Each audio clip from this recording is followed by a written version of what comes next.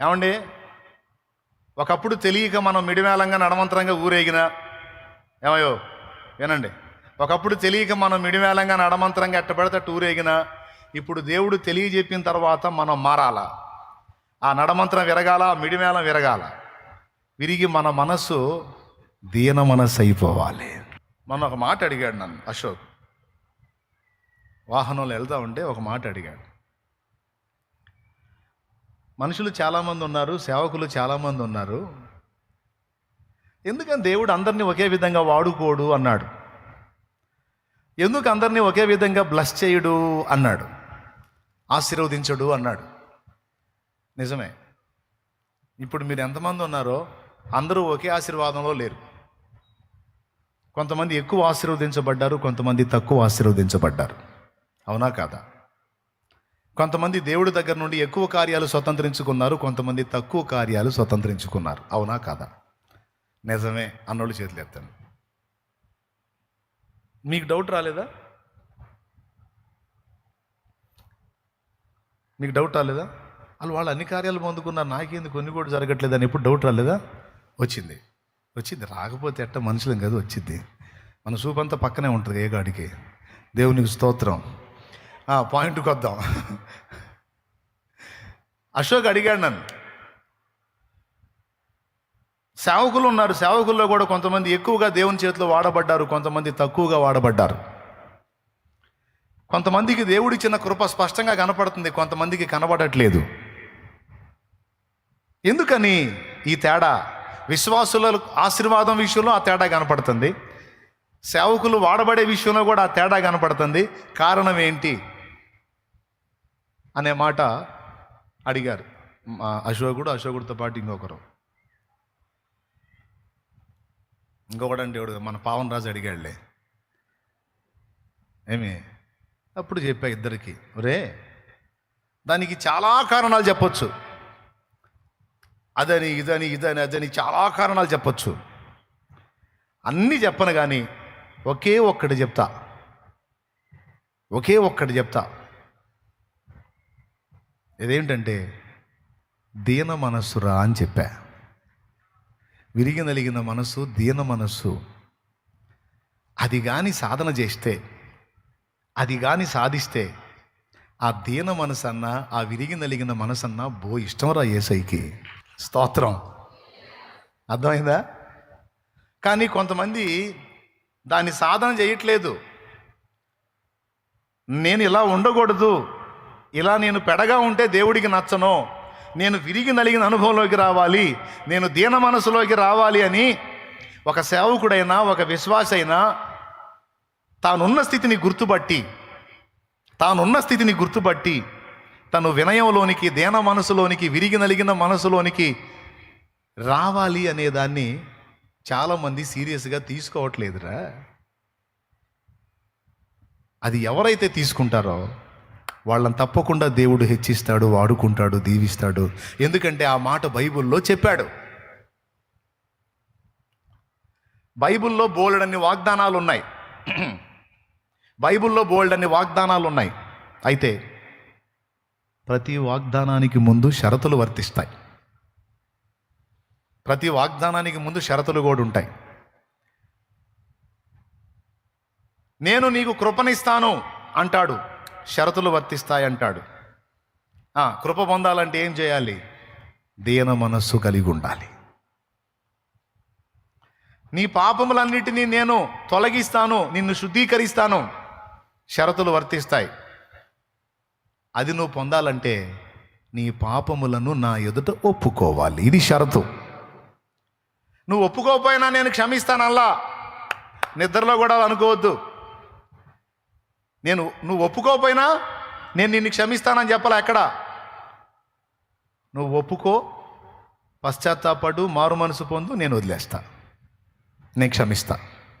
షరత్ ఏంటి? ఒప్పుకోవాలి. స్తోత్రం. నా కృప నీకు ఇస్తా. షరత్ ఏంటి? దీన మనస్సు, విరిగి నలిగిన మనస్సు, వినయము గల మనస్సు. ఈ మనసు యేసయ్య కలిగి ఉన్న సుగుణాలలో ఒకటండి. యేసయ్యకున్న సుగుణాలలో ఒక సుగుణం ఏంటంటే దీన మనసు అండి. ఎంత దీన మనసు అంటే, రాజాది రాజు దేవాది దేవుడై ఉండి సర్వలోకానికి ఆ చేతులే నిర్మాణం చేసినాయి, సర్వలోకాన్ని సమస్తానికి రాజై ఉండి ఎంత తగ్గించుకున్నాడండి. మనుషుల చేత ఉమ్మివేయబడ్డాడు, ముఖం మీద వెంట్రుకలు పెరగవేయబడ్డాడు, దూషణ పొందాడు, బూతులు తిట్టించుకున్నాడు, అరచేతుల దెబ్బలు తిన్నాడు, కాళ్ళ చేత దెబ్బలు తిన్నాడు. అసలు ఆయన ఎక్కడా? తండ్రి జాంతోనా కుమారుడి జాంతోనా? తండ్రి గదల్లా కుమారుడే మొత్తం నిర్మించాడు. హెబ్రీ పత్రిక 1వ అధ్యాయం 2వ వచనం, ఆయన తన కుమారుని ద్వారా ప్రపంచములను నిర్మించెను. ఈ సర్వ సృష్టి చేసిన వాడు యేసయ్యే, ఆఖరికి మనల్ని చేసినవాడు కూడా యేసయ్యే. అందరికీ సృష్టికర్త అయి ఉండి అసలు సార్వభౌముడండి, జడ్జి ఆయనే. ఆ మాట కూడా బైబిల్లోనే ఉంది, చూడు కావాలంటే రోమపత్రిక 8:34 చదువు. రాజాదిరాజు ఆయనే, శిక్ష విధించు కింగ్ ఆఫ్ ద కింగ్స్, స్తోత్రం, ఆయనే. శిక్ష విధించువాడెవడు? చనిపోయిన క్రీస్తు యేసే. అంతేకాదు మృతుల్లో నుండి లేచిన వాడు. చాలిక శిక్ష విధించేది ఎవరు? శిక్ష విధించేవాడిని ఏమంటారండి? జడ్జ్, న్యాయాధిపతి. సమస్తాన్ని శాసించటమే తప్ప, సమస్తానికి తీర్పు తీర్చి శిక్షలు విధించటమే తప్ప తీర్పుకు లోబడటం తెలియని ఆయన ఎంత తగ్గించుకున్నాడు. పొంతి పిలాతు సభలో నిలబడి దీనిపై తలంచుకున్నాడండి. పిలాతు సింహాసనం మీద కూర్చుంటే యేసయ్య నిలబడ్డాడు నేరం చేసిన వాళ్ళలాగా. అసలు యేసయ్య ఎక్కడా, పిలాతు ఎక్కడా? రేపు పిలాతు కూడా ఉంటుంది, పొంతి పిలాతుకు ఉంటుంది రేపు. మిత్రభావాలు అక్కడ. ఎందుకు తెలుసా? ఇదేమి నాడు నా ఎదుట తీర్పుకు నిలిచిన యేసే కదా ఈ సింహాసనాన్ని అధిరోహించింది, ఏమిటిది అని ఆశ్చర్యపోకపోతే అప్పుడు అడగండి. పిలాతుకు కూడా మైండ్ పోయింది రేపు. ఎందుకంటే జడ్జి ప్లేస్లో యేసయ్యే కూర్చుంటాడు. పిలాతు ఎవరికి తీర్పు తీర్చాడో ఆయనే కూర్చుంటాడు ఆడ. న్యాయం విధించుటయ్యే తప్ప తీర్పు పొందటం తెలియని ఆయన మన కోసం తీర్పుకు సిద్ధపడ్డాడు. దీన మనస్సు, అవమానాలు సహించాడు, ఉమ్ములు భరించాడు. దీన మనస్సు. ఇంత మాట అంటే తట్టుకోరు. మళ్ళీ దీన మనసుని తెగ మాట్లాడతారు. అసలు నాకు ఎంత ఓర్పో తెలుసా? అసలు ఎంత ఓర్పో నాకు తెలుసా? అసలుకి నేను ఎంత తట్టుకుంటున్నానో తెలుసా అని తెగ ప్రగల్భాలు బలుగుతారు. ఎవడన్నా ఒక మాట ఇంత మాట అంటే గిలగిలగిలగిలగిల అనుకుంటారు. దీన మనసు అంటే ఏమిటో తెలుసా? మాటకి ప్రతి మాట పలకటం కాదు, మాట తిని కూడా మౌనంగా సహించటం. అది దీన మనస్సు. దేవునికి స్తోత్రం కలుగును గాక. యేసయ్య జీవితాన్నే చూడండి మీరు. సమస్తము ఆయనదే. 1000 కొండల పశువులు ఆయనయే, వెండి బంగారాలు ఆయనయే. కానీ ఒక పేద కుటుంబంలో పుట్టడానికి ఇష్టపడ్డాడు. అది కూడా ఎక్కడ పుట్టాడో చూడండి. రాజప్రాసాదాల్లో పుట్టల, రాజుగారి అంతఃపురంలో పుట్టల, కనీసం సామాన్యుడు ఉండే బిల్డింగ్లో పుట్టల, కనీసం పేదవాడు ఉండే గుడిసెలో పుట్టల. పశువులు ఉండే పశువుల శాలలో ఆయన పుట్టాడు. అక్కడున్న తొట్టిలో పరుండబెట్టబడ్డాడు. ఎంత ఘోరం అండి! అసలు ఎంత తగ్గింపు! శ్రీమంతుడవు సిరికే రాజువు, ప్రార్థించినంతనే కృప చూపువాడవు. కడుదీనుడవై మరియసుతుడవై, కడుదీనుడవై మరియసుతుడవై, పశుల పాకలు జన్మించినావా. నాకై ఇంత తగ్గించుకున్నావా. ఎందుకయ్య యేసయ్యా నాపై ఇంత ప్రేమ. దేవునికి మహిమ. యేసు పుట్టుకలో దీనత్వం ఉంది. యేసు లైఫ్లో దీనత్వం ఉంది. యేసు బోధలో, యేసు వ్యవహారంలో, యేసు పొందిన తీర్పులో అడుగడుగున యేసు గర్వహృదయుడిగా కనపడతాడా, దీన మనసుడిగా కనపడతాడా? ఎంతమంది ఒప్పుకుంటారండి? ఎక్కడన్నా మాటకి ప్రతి మాట అన్నాడా? దూషణకు ప్రతి దూషణ చేశాడా? దెబ్బకు ప్రతి దెబ్బ కొట్టాడా? కొట్టదా. దీనుడై తగ్గించుకున్నాడు. ఈ దీన మనస్సు అనే దాన్ని మనం సాధన చేయాలి అని చెబుతున్నా నేను ఇందాక నుంచి. దేవునికి స్తోత్రం. దీన మనస్సుకి వ్యతిరేకమైనటువంటి పదం అహంకారంతో కూడిన మనస్సు. దీనత్వం ఇంటూ అహంకారం. ఈ అహంకారాన్ని వదిలించుకోవాలి. ఏం చేద్దాం? అసలు మనకి ఏమి లేనట్టే ఉంటుంది, కింటాలు కింటాలు ఉంటుంది. మాసిలామణి అంతటి భక్తుడికే అహం వదలలేదంటే నీకు నాకు వదిలిద్దా? కొంతమంది అంటారు, అసలు నాకు ఎంత దీన మనసో తెలుసా, నాలాంటి దీన మనసు ప్రపంచంలో ఓడుకుండదంట. అట్లా చెప్పటమే అహంకారం. స్తోత్రం. మీలో ఎంతమందికి అర్థమైందో ఏమో నవ్వుతున్నారు. అసలు నేను ఎంత తగ్గించుకుంటానో తెలుసా అన్నయ్య, అసలు నాలా ఎవ్వరు తగ్గించుకోలేరు అసలుకి అని హెచ్చించుకుంటుంది అన్నమాట. ఇది అంత తేలిగ్గా అర్థం కాదులే అందరికీ. అర్థమైతే తెలివైన వాళ్ళే మీరు. దీన మనస్సుని గురించి గొప్పగా మాట్లాడటం కాదు, దీన మనస్సుని అలవర్చుకోవటం గొప్ప విషయం.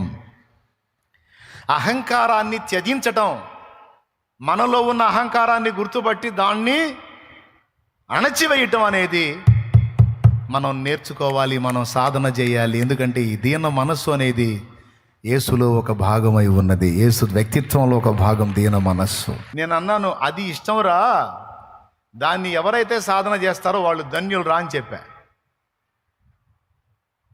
దీన మనస్సు గల్లోడు ఏం చేస్తాడో తెలుసా? చెబితే దిద్దుకుంటాడు. అహంకారం మిడిమేలో నడమంత్రం బాగా నిండినోడు చెబితే ఏమంటాడు?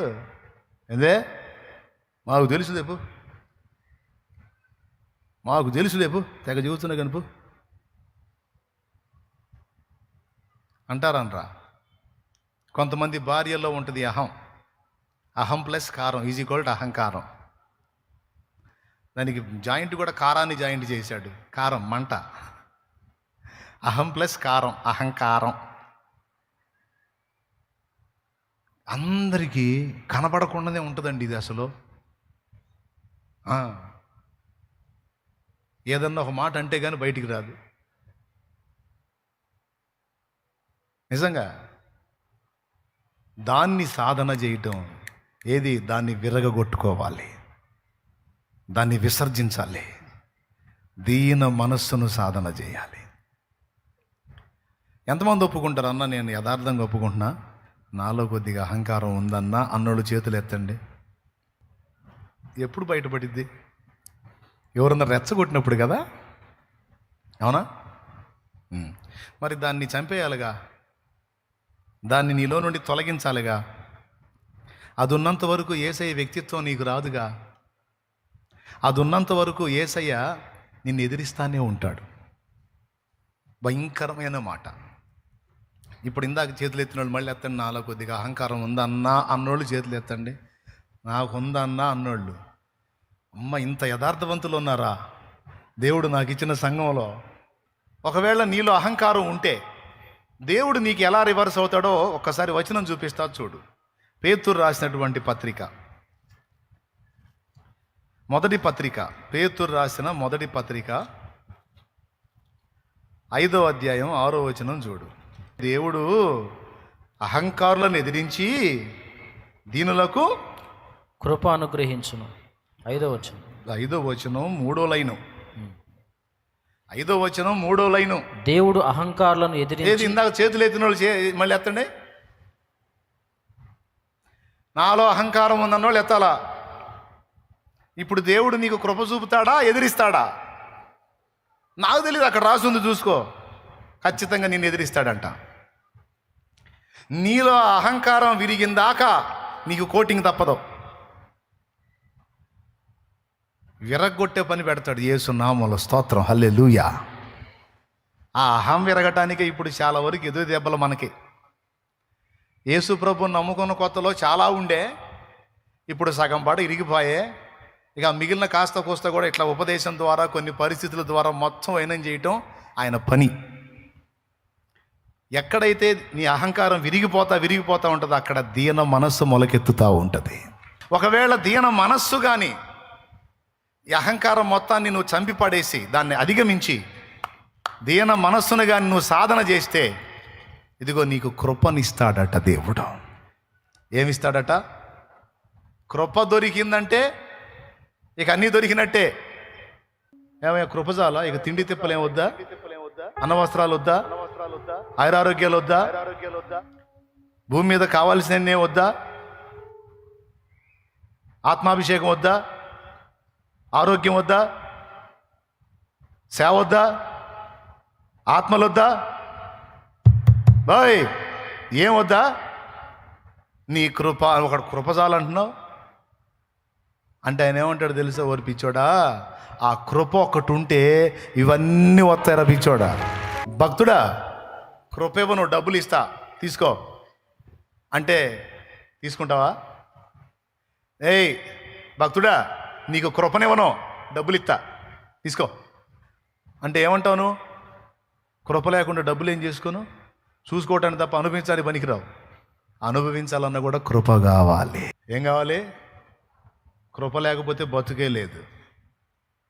కాబట్టి చెప్పండి, కృప ఒక్కటి ఉంటే చాలు, దేవుని కృప ఒక్కటి ఉంటే చాలు. అన్నీ అట, అవి భూకంపాలైనా పెను తుఫానులే, నీ కృపయే శాసిస్తే అవి అణిగిపోతాయి.